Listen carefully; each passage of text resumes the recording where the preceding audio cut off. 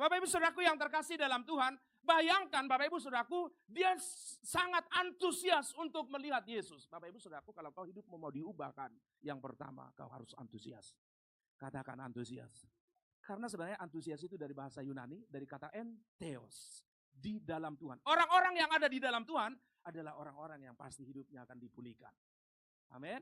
Nah, Bapak Ibu Saudaraku, Sakeus ini, dia kemudian berusaha, dia coba ini ya, bayangkan dia anggaplah, kalau pendek di sini ukuran rata-rata orang Yahudi pada masa itu, tinggi-tinggi Bapak Ibu, ya.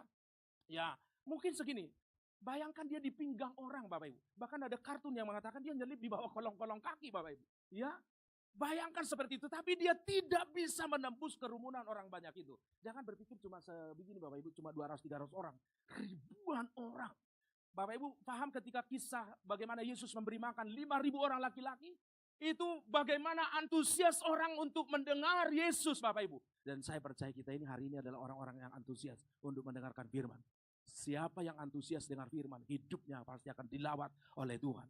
Nah Bapak Ibu Saudaraku, dia sampai di satu keputusan. Ini orang pintar. Enggak mungkin saya bisa sini. Dia langsung lihat arahnya Bapak Ibu Saudaraku. Ini pasti ke sana. Hitungan matematikanya langsung ini. Jalan kan. Dia perhitungkan kecepatan dia berlari. Sementara orang ini begini. Lalu kemudian di sana ada satu pohon. Dia sikamor dalam bahasa Ibrani. Pohon ara. Lalu dia berlari Bapak Ibu. Ini kan orangnya pendek, orang kaya. Bapak Ibu berpikir enggak dia kurus? Enggak, dia pasti gemuk Bapak Ibu. Dia pasti berlari seperti bola Bapak Ibu. Tahu-tahu dia bisa saja itu keserimpet Bapak Ibu ya. Itu mahal Bapak Ibu. Sendalnya itu, ya, sendalnya Sakeus, itu kayaknya sekitar 30-40 juta Bapak Ibu. Mahal orang kaya Bapak Ibu. Cuma belum ada waktu itu harga segitu di situ ya. Mungkin mereknya merek tertentu. Nah Bapak Ibu Saudaraku, dia lari, dia nggak sayang dengan benda-benda yang melekat pada dirinya. Dia berlari, barangkali dia terserimpet, dia jatuh terguling-guling seperti itu. Dan dia lihat sementara berguling, aduh udah makin dekat. Dia lari Bapak Ibu. Dan dia sampai di bawah pohon ara itu. Ini bukan sebuah masalah yang gampang. Dia mencoba naik Bapak Ibu. Tangannya gak sampai. Dadanya sampai merah semua. Dia naik dikit lagi, merosot Bapak Ibu. Sampai luka-luka dadanya. Semakin dekat dia lihat, aduh semakin semangat dia. Akhirnya dia bisa sampai di dahan yang paling rendah. Sambil ngos-ngosan dia di situ, dia menanti. Tetapi ketika Yesus ada melintas di bawah pohon itu, seketika waktu berhenti Bapak Ibu. Karena apa?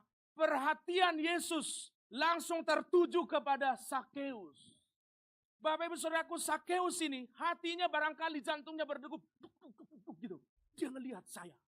Bapak Ibu Saudaraku yang terkasih dalam Tuhan, bayangkan yang tadi berjalan sedemikian rupa, Yesus berhenti, orang-orang pun berhenti Bapak Ibu. Ini sebuah momen yang luar biasa.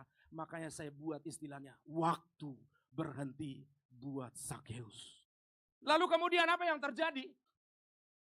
Ketika Yesus sampai ke tempat itu, ia melihat ke atas dan berkata, Sakeus, segeralah turun.